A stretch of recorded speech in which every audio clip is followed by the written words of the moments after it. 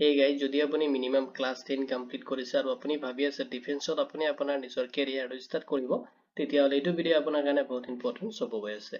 মই আজি আলোচনা কৰিম এছএছবিৰ পৰা ৰিকুৱাৰমেণ্টৰ কাৰণে নটিফিকেশ্যন আহিছে, য'ত আপুনি কনষ্টেবল পোষ্টত এপ্লাই কৰিব পাৰিব, য'ত আপোনাৰ মাল্টিপল পোষ্ট আছে আৰু মাল্টিপল সেকশন ৱাইজ আপোনাৰ পোষ্টখিনি ডিভাইড কৰি দি আছে। এইটো ভিডিঅ'ত আপুনি এইটো ৰিকুৱাৰমেণ্ট ৰিগাৰ্ডিং ডিটেইলছখিনি চিষ্টেমেটিক চেক কৰিব পাৰিব। যদি এইটো ৰিকুৱাৰমেণ্ট ৰিগাৰ্ডিং কোনো ধৰণৰ কুৱেশ্যন থাকে আপুনি ভিডিঅ'টোৰ কমেণ্ট সেকশনত কমেণ্ট কৰি দিব। উইদিন 48 আৱাৰ্ছৰ ভিতৰত আপুনি আমাৰ টিমৰ পৰা ৰেছপন্স পাব। এইটো ভিডিঅ' মেকিঙৰ এটাই ৰিজন, জাষ্ট আপোনাক ইনফৰমেশ্যন প্ৰভাইড কৰা। যদি আপুনি ইণ্টাৰেষ্টেড হয় আৰু আপুনি এপ্লাই কৰিব বিচাৰে, তেনে অফিচিয়েল যিটো ৱেবছাইট আছে তাতে আপুনি ভিজিট কৰিব, কৰি কিনে আপুনি এপ্লাই কৰিব। এক্সট্ৰা আপুনি থাৰ্ড পাৰ্টি ৱেবছাইটত যাব নালাগে, জাষ্ট আপুনি অফিচিয়েল ৱেবছাইটত ভিজিট কৰিহে আপুনি এপ্লাই কৰিব লাগিব। এতিয়া চাই লওক, যদি আপুনি ইণ্টাৰেষ্টেড নাহক দেৰি নকৰি আজিৰ ভিডিঅ'টো আৰম্ভ কৰোঁ। এতিয়া চাই লওক, যিটো ৰিকুৱাৰমেণ্ট আহিছে ৰিকুৱাৰমেণ্ট অভাৰভিউখিনি। অৰ্গেনাইজেশ্যন নেমটো দি আছে সশস্ত্ৰ সেনা বল, এছএছবিৰ পৰা আহিছে নটিফিকেশ্যনটো, আৰু য'ত আপুনি পোষ্ট নেম দি আছে আপুনি এপ্লাই কৰিব পাৰিব কনষ্টেবল পোষ্টৰ কাৰণে। টোটেল ভেকেঞ্চি দি আছে আপুনি 827 পোষ্টত এপ্লাই কৰিব পাৰিব, আৰু জব কেটেগৰী দি আছে এইটো চেন্ট্ৰেল গভৰ্ণমেণ্ট জব। এপ্লিকেশ্যন যিটো মোড দি আছে আপুনি অনলাইনত এপ্লাই কৰিব পাৰিব, আৰু এপ্লাই ষ্টাৰ্ট হ'ব 21 মাৰ্চ 2026 পৰা আপুনি অনলাইনত আপোনাৰ এপ্লিকেশ্যনটো আপুনি সাবমিট কৰিব পাৰিব। জব লোকেশ্যনটো এক্ৰছ ইণ্ডিয়াত হ'ব, আৰু অল ইণ্ডিয়া মেল ফিমেল বহুত কেণ্ডিডেটে এইটো ৰিকুৱাৰমেণ্টত এপ্লাই কৰিব পাৰিব। এতিয়া চাই লওক ইলিজিবিলিটি ক্ৰাইটেৰিয়াত আপোনাৰ এডুকেশ্যনেল কোৱালিফিকেশ্যনখিনি আপুনি ফ'ল' কৰিব লাগিব। যদি আপুনি মিনিমাম ক্লাছ 10 পাছ কৰিছে, তেতিয়াহ'লে আপুনি এইটো ৰিকুৱাৰমেণ্টত এপ্লাই কৰিব পাৰিব, আৰু ক্লাছ 10টো আপুনি যিকোনো ৰিকগনাইজ বৰ্ডৰ পৰা কমপ্লিট কৰিব লাগিব। যদি আপুনি 12 পাছ কৰিছে তথাপি আপুনি এপ্লাই কৰিব পাৰিব। যদি আপুনি গ্ৰেজুৱেশ্যন কৰিছে তথাপি আপুনি এইটো ৰিকুৱাৰমেণ্টত এপ্লাই কৰিব পাৰিব। এতিয়া চাই লওক, যদি আপুনি ট্ৰেডছমেন পোষ্টত এপ্লাই কৰি আছে, তেতিয়াহ'লে আপোনাৰ তাত ITI চাৰ্টিফিকেট থাকিব লাগিব। অৰ দিয়া আছে, নাইবা যদি আপোনাৰ ট্ৰেড ৰিলেটেড তেনেকুৱা কোনো ধৰণৰ এক্সপিৰিয়েঞ্চ আছে, তেতিয়াহ'লে আপুনি এইটো ৰিকুৱাৰমেণ্টত এপ্লাই কৰিব পাৰিব। যদি আপুনি ড্ৰাইভাৰ পোষ্টত এপ্লাই কৰি আছে, তেতিয়াহ'লে আপোনাৰ তাত থাকিব লাগিব valid heavy motors vehicles driving licence mandatory থাকিব লাগিব, তেতিয়াহ'লে আপুনি এইটো ৰিকুৱাৰমেণ্টত এপ্লাই কৰিব পাৰিব। এতিয়া চাই লওক, নেক্সট আপুনি ইলিজিবিলিটি ক্ৰাইটেৰিয়াত ফ'ল' কৰিব লাগিব এজ লিমিটটো। এজটো আপুনি কেলকুলেশ্যন কৰিব 1 জানুৱাৰী 2026 ডেট হিচাপত। মিনিমাম এজ বিচাৰিছে, যদি আপোনাৰ 18 ইয়াৰ্ছ কমপ্লিট হৈছে তেতিয়াহ'লে আপুনি এইটো ৰিকুৱাৰমেণ্টত এপ্লাইৰ কাৰণে ইলিজিবল হ'ব।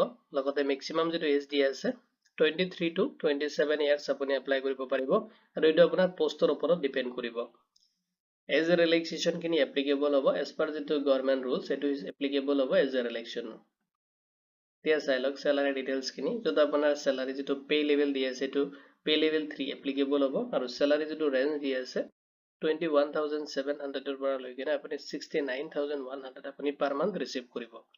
লগতে এডিশ্যনেল যিখিনি বেনিফিটছ দি আছে আপুনি ৰিচিভ কৰিব দিয়ে, লগতে HR আপুনি ৰিচিভ কৰিব, TA আপুনি ৰিচিভ কৰিব, লগতে আদাৰ যিখিনি এলাউন্সেছ আছে এইখিনি আপোনাৰ চেলাৰীৰ লগত প্লাছ কৰি কিনে আপোনাক প্ৰভাইড কৰা হ'ব।